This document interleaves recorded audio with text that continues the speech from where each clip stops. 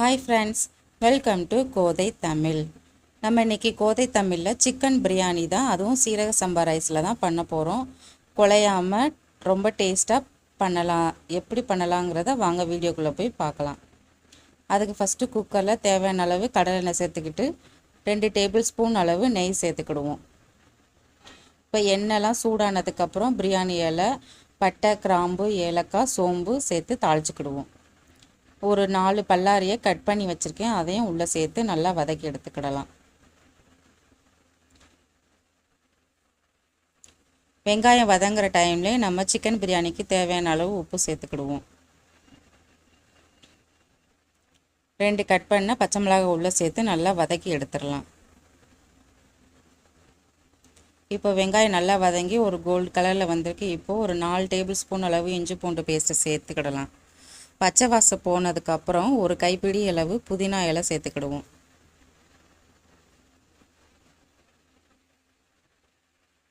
இப்போ நல்லா வதக்கியாச்சு. நம்ம க்ளீன் பண்ணி எடுத்த 1/2 கிலோ சிக்கனை உள்ளே சேர்த்துக்கிடுவோம்.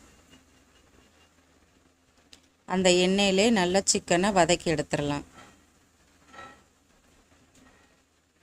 இப்போது சிக்கன் பிரியாணிக்கு தேவையான மசாலா சேர்த்துடலாம்.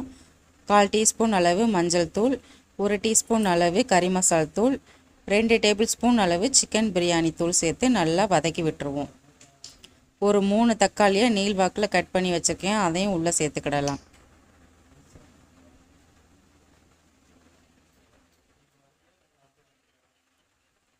இப்போது ஒரு 50 ml தயிர் சேர்த்து நல்லா வதக்கி விட்டுருவோம்.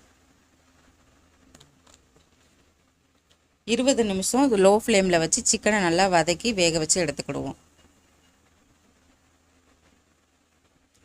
நல்லா அந்த எண்ணெயில் சிக்கன் வதங்கி அதோட மசாலா வாசனையோட பச்சை வாசனைலாம் போய் நல்லா வந்திருக்கு. இன்னும் ஒரு 5 நிமிஷம் லோ ஃப்ளேமில் விட்டு வதக்கிடலாம். இப்போ தண்ணி சேர்த்துக்கிடலாம். 1.5 டம்ளர் அளவு சீரக சம்பா ரைஸ்க்கு 3 டம்ளர் அளவு தண்ணி எடுத்திருக்கோம். அதையும் சிக்கனில் சேர்த்து நல்லா கலந்து விட்டு ஒரு கொதி வரையும் நம்ம ரைஸை உள்ளே சேர்த்துக்கிடுவோம். இப்போ நல்லா கொதிச்சிருச்சு. 1/2 மணி நேரம் ஊற வச்சா 1.5 டம்ளர் அளவு சீரக சம்பா ரைஸை உள்ளே சேர்த்துக்கிட்டு நல்லா கலந்துருவோம். இந்த டைமில் காரம் உப்புலாம் செக் பண்ணி பார்த்துக்கிட்டு தேவைன்னா சேர்த்துக்கிடலாம். மீடியமான ஃப்ளேமில் வச்சு நம்ம பிரியாணியை கொதிக்க வச்சு ரெடி பண்ணிக்கிடலாம்.